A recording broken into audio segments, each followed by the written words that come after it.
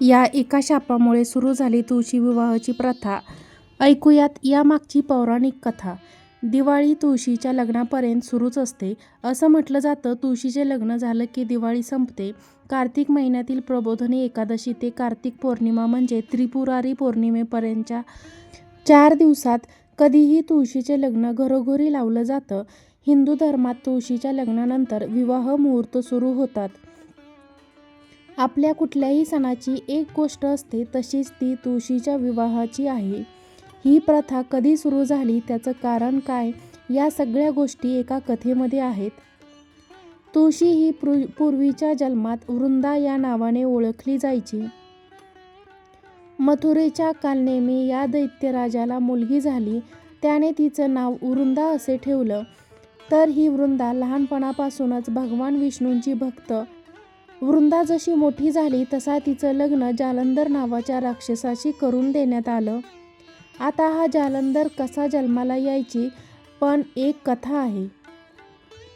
स्वर्गाचा राजा इंद्रा आणि महादेव शंकर यांच्यात एकदा भांडण झालं आणि दोघांची लढाई सुरू झाली. त्यात शंकराने रागाने आपला तिसरा डोळा उघडला, परंतु देवांचे गुरु बृहस्पती यांनी यामध्ये मध्यस्थी केली. त्यांनी शंकराची विनवणी केली की यातून कोणताही विध्वंस घडवू नका, इंद्राला माफ करा. शेवटी शंकरांनी त्यांच्या विनंतीला मान दिला आणि आपला डोळा एका समुद्रावर केंद्रित केला व आपल्या डोळ्यातील आग तिथे सोडली. त्यातून एक राक्षस बाळ जन्माला आला. तोच हा जालंधर. त्याच्यासाठी एक राज्यही निर्माण करण्यात आलं. हा जालंधर शूर होता, पराक्रमी होता, पण तितकाच घमेंडी, गर्विष्ठ आणि सत्तातीपासू होता. त्याचं लग्न वृंदाशी झालं आणि त्याला तिच्या पूजेतलं पुण्य मिळालं, तिच्या पतिव्रत्याचं सामर्थ्य मिळालं. असं म्हणता येईल की तिने आपल्या नवऱ्याच्या सुखासाठी आणि जीवनासाठी एक सुरक्षा कवच निर्माण केलं. तो जेव्हा युद्धाला जायचा त्यावेळेस वृंदा पूजेला बसायची आणि तो परत येईपर्यंत तिथून हलायची नाही. त्यामुळे त्याला प्रत्येक युद्धात जीवनदान मिळायचं आणि त्याचाच विजय व्हायचा. त्यामुळे मग हा जालंधर वाटेल तसा वागू लागला.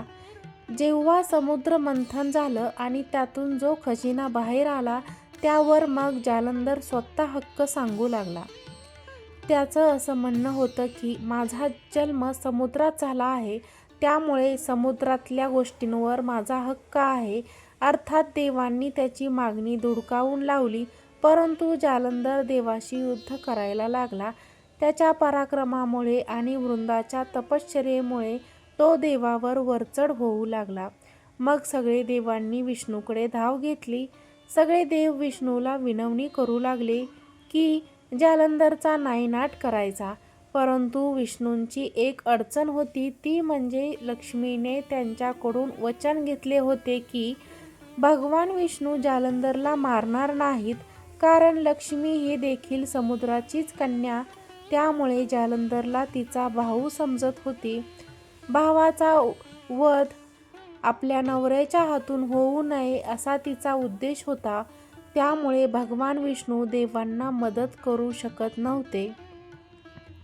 याचा परिणाम हाच झाला की शेवटी युद्धात जालंधरचा विजय झाला आणि जालंधर हा स्वर्ग, पृथ्वी आणि पाताळ या तिन्ही लोकांवर राज्य करू लागला. यामुळे देवांना पळताभुई थोडी झाली. मग सगळ्या देवांनी नारदांना मदत करण्यासाठी साकडं घातलं. जालंधरचा वध कसा करायचा याचा एक दुसरा पर्याय देखील देवांनी शोधून ठेवला होता. केवळ भगवान शंकरांचा जालंधरचा वध करू शकतील, परंतु भगवान शंकर स्वतःहून युद्ध करणार नव्हते. म्हणूनच शंकरांनी युद्ध करावे यासाठी देवांना नारदांची मदत हवी होती. नारद देवांना मदत करायला तयार होते. ठरल्याप्रमाणे नारद जालंधरला भेटायला गेले आणि तेथे त्यांचं बोलणं सुरू झालं. महाराजांनी त्यांच्याकडे असलेल्या सगळ्या गोष्टी बघितल्या. नारदांनी त्यांचा कौतुक केलं पण म्हणाले की हे सगळं छान आहे, पण जालंधर तुझ्याकडे कैलास पर्वत नाही आणि नारदाने कैलास पर्वत किती सुंदर आहे याचं वर्णन करायला सुरुवात केली. त्याचबरोबर देवी पार्वतीच्या सौंदर्याचेही वर्णन केले. नारदांचे ते सगळं बोलणं ऐकून घमेंडी जालंधरला वाटायला लागलं, जगातल्या सगळ्यात चांगल्या गोष्टी आपल्याकडे असाव्यात, कैलास आपल्याकडे असावा आणि पार्वतीही आपली व्हावी. आणि मग हव्यासापोटी झालं तर कैलास पर्वतावर जालंधर चालून गेला. तो युद्धाला आला म्हणून भगवान शंकरांनी देखील युद्ध चालू केले. दोघांमध्ये घनघोर युद्ध सुरू झाले. तसा शंकराचा पराभव करणे कोणालाही शक्य नाही, परंतु वृंदेच्या पूजेमुळे जालंधरचा वधही करता येत नव्हता. जालंधरला कोणत्याही रूप घेण्याची विद्या अवगत होती. युद्ध करता करता त्याने शंकराचे रूप धारण केले आणि तो पार्वतीकडे जाऊ लागला. परंतु पार्वतीने शंकराच्या रूपातील जालंधरला ओळखले आणि तिने जालंधरवरती हल्ला केला. जालंधर पळून गेला. मग पार्वती विष्णूकडे गेली आणि म्हणाली, जालंधरने आता मला फसवायचा कसा प्रयत्न केला तसाच तुम्ही वृंदाबरोबर करा. तिकडे वृंदा आपल्या नवऱ्याच्या विजयासाठी आणि दीर्घायुष्याच्या पूजा करत बसली होती. जालंधर येईपर्यंत ती पूजेतून उठणार नव्हती. सगळे देव विष्णूचा धावा करू लागले, परंतु यामध्ये विष्णूला वृंदाला फसवायचं नव्हतं, कारण ती त्याची भक्त करत होती. परंतु तिकडे युद्धात जालंधरची हार होणे देखील गरजेची होती. म्हणून मग शेवटी देवाच्या विनंतीला मान देऊन विष्णूंनी जालंधरचं रूप घेतलं आणि ते जालंधरच्या राजवाड्यात वृंदा पूजेला बसली होती तिथे गेले. जालंधरला तिथे पाहून वृंदा पूजेवरून उठली आणि तिने जालंधरच्या पायाला हात लावून नमस्कार केला. पण यामध्ये तिची पूजा भंग झाली आणि तिकडे शंकरांनी जालंधरचा वध केला आणि जालंधरचे शिर राजवाड्यात येऊन पडले. वृंदेला कळून चुकले की आपल्यासमोर जालंधर म्हणून जो उभा होता तो जालंधर नाही, म्हणून तिने विचारले की माझ्यासमोर उभा आहे तो कोण आहे. मग विष्णू आपल्या मूळ रूपात आले. विष्णूंना तेथे पाहून वृंदाला कळून चुकले की आपल्याच देवाने आपल्याला फसवले आहे. म्हणून वृंदा चिडली आणि तिने विष्णूला शाप दिला की तुम्ही हृदयशून्य दगड आहात, तू आता दगडच होशील. त्याचबरोबर विष्णू दगड झाले. त्याला शाळीग्राम असे म्हणतात. बघता बघता हा शाळीग्राम मोठा होऊ लागला आणि सर्व जग व्यापू लागला. त्यामुळे संपूर्ण भूमंडळाला धोका निर्माण झाला. मग परत सगळे देव आणि लक्ष्मी देखील वृंदाची प्रार्थना करू लागले. शेवटी जगाच्या कल्याणासाठी वृंदेने आपला शाप मागे घेतला. जालंधरचा शिर आपल्या मांडीवर घेऊन वृंदाने अग्नीत प्रवेश केला. तिची जळून राख झाली. त्या राखेतून एक वनस्पती बाहेर आली. तिचं नाव विष्णूंनी तुळस असे ठेवलं.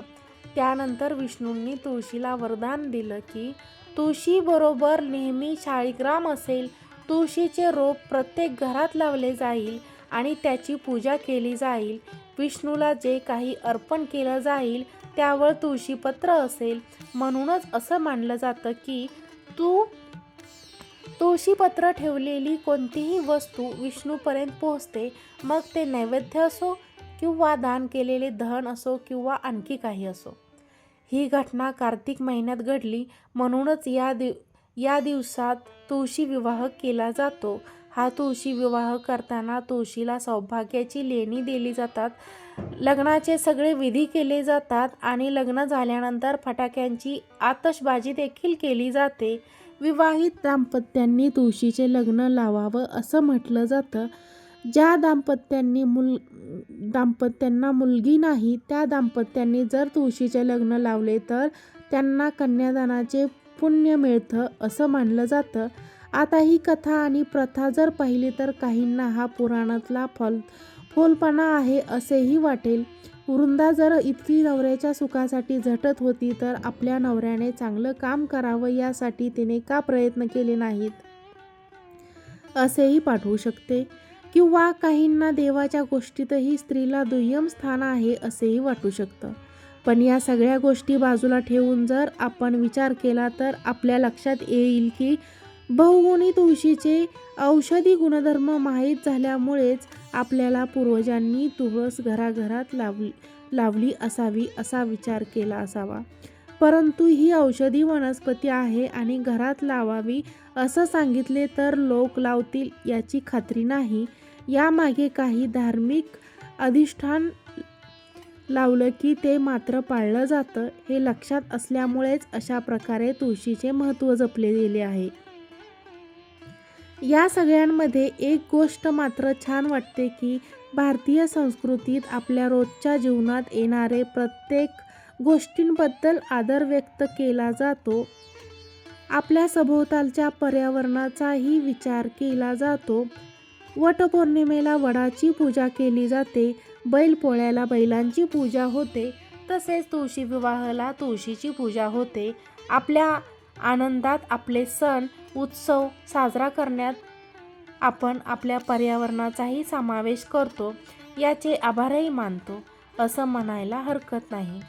व्हिडिओ आवडल्यास व्हिडिओला लाईक करा, चॅनलला सबस्क्राईब करा. व्हिडिओ पाहिल्याबद्दल खूप खूप धन्यवाद.